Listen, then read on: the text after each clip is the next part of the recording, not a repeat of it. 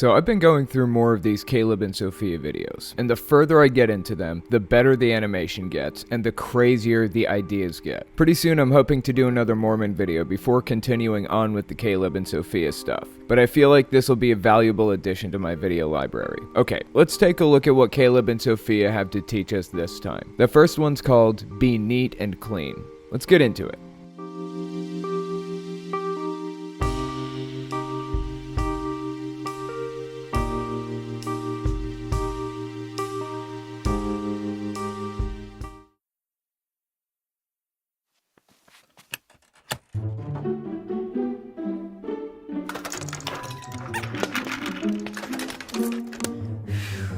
What's wrong, Caleb?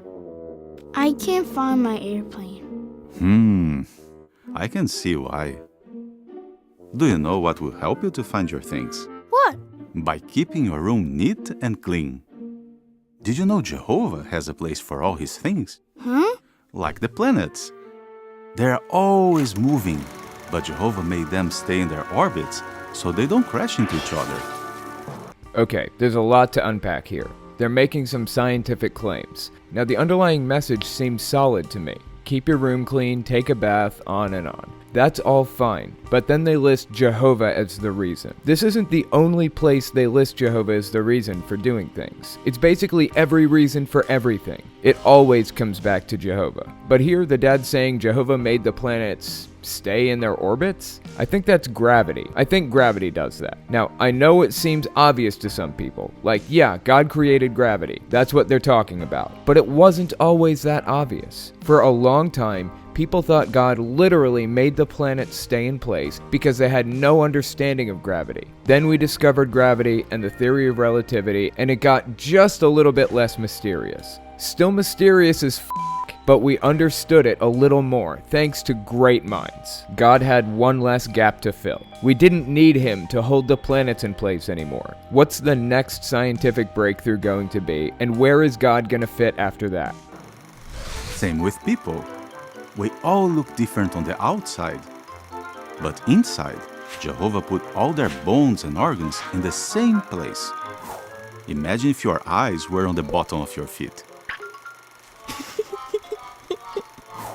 You know, this message isn't so bad. Here they're trying to discourage people from being racist. They're pointing out that people look different on the outside, but they're the same on the inside. That's a good message in my eyes. But they're doing it because they don't want people to draw the line between races. They want to focus the us versus them attitude toward Jehovah's Witnesses versus non-Jehovah's Witnesses. You find them doing that a lot, actually. Jehovah even keeps the animals clean. Look at these fish. They are cleaning the hippo. These birds help too. They're talking about co-evolving species. Evolution is very complex. So the common question when talking about co-evolving species is this: which came first, bees or flowers? Some people feel like this stumps non-God believers because you need flowers before you can have bees, but you need bees to spread pollen for the flowers to survive. So which is it? Which came first? The answer is that they both evolved together to become what they are today. With the example they gave in the video, they said, these fish are cleaning the hippo. These birds help too. Those species work together. They help each other. The birds and fish benefit by getting food, and the hippo benefits by not having stuff crawling on him anymore. It's a symbiotic relationship. This wasn't set up by Jehovah. It just so happens that birds like eating bugs, and they can find a lot of bugs around hippos. There really isn't anything mysterious about it. And when you realize that's how it works, the need for a God to create the universe all but disappears. I'm not saying God doesn't exist. I'm just saying we don't need him to understand how the universe operates. Those are really the important parts. The rest culminates in a single scene right here. I found my airplane! Okay, let's go outside and play. Okay, let's take a look at the next clip. This one's called Jehovah Created All Things. I remember doing this one a long time ago, so let's take another look at it. Jehovah made Jesus first, then the angels.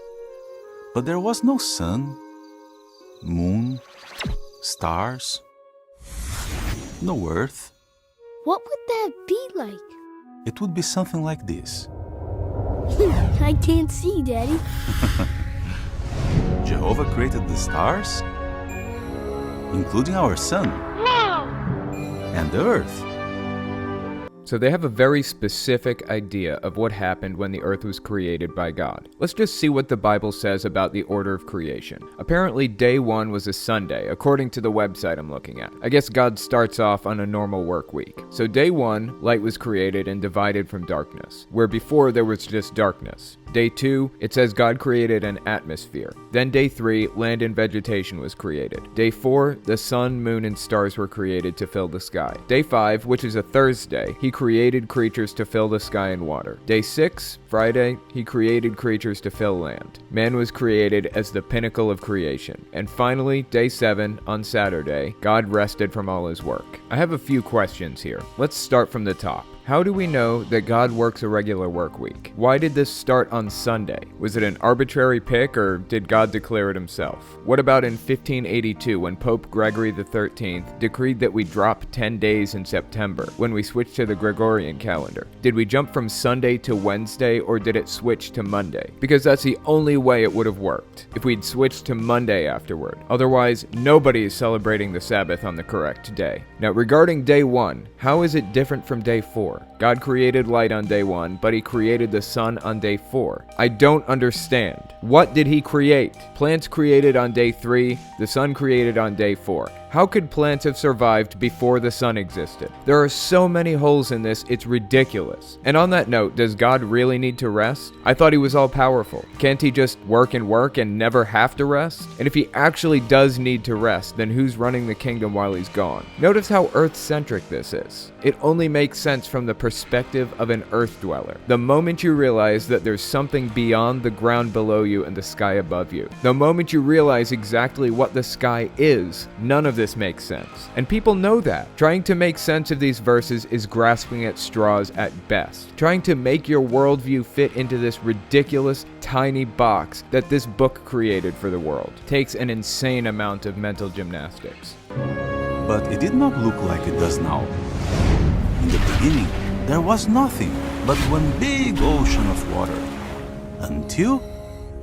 Whoa, wait a minute. The sun and stars are out there. Are we on day 4 when he created the sun? So this must be after he created the atmosphere, land, trees, and other vegetation, right? He made land appear.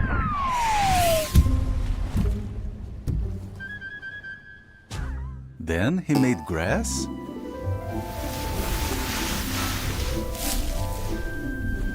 And trees. Whoa! Dad, my bear! Okay, so they're talking about day 3 here. Why was the sun in the picture? I understand Jehovah's Witnesses seem to think he created the sun on the first day, but according to their Bible, the sun was created on day 4. Even in their own propaganda, they can't keep the story straight. Oh yeah, and just as a matter of interest, see if you guys can guess what country the dad is from based on his accent. Nobody can tell. Put it in the comments. So they're just going through what they believe to be the order of creation. But I do find it fascinating that they basically started on day 2. They skipped day 1 completely.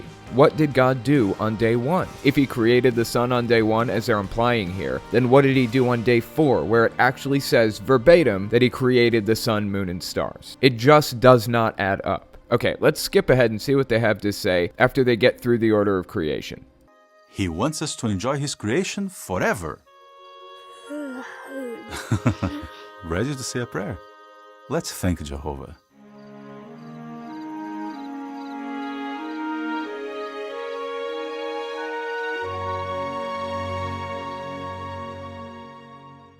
Nope, I'll be damned if I advertise for their website on my YouTube channel. Not gonna let them pan up toward the sky and see their logo where they believe God would be. Remember, this stuff is for kids. This is childhood indoctrination at its finest. They have the odd useful lesson slipped in here or there, like don't steal or clean up your room, but it's all centered around Jehovah's Witnesses' very specific worldview. It's all centered around the idea that you're doing this for Jehovah, to make him happy, Not because stealing is wrong, not because we live in a society where we don't want to be stolen from so we don't do it to other people, not because keeping things clean improves your overall happiness and makes it easier to find things, but because Jehovah wants you to. Everything routes back to Jehovah. Every explanation. I don't know about you, but I prefer real explanations. I'll take knowledge over supposition any day. Anyways, that's all I've got for you. Don't forget to follow me on Patreon and all social media. Check out my podcast where I'm reading from Jehovah's Witnesses' new book, Pure Worship of Jehovah. I dissect it and point out all the logical fallacies and flaws. It's pretty interesting stuff. All links are in the description as always.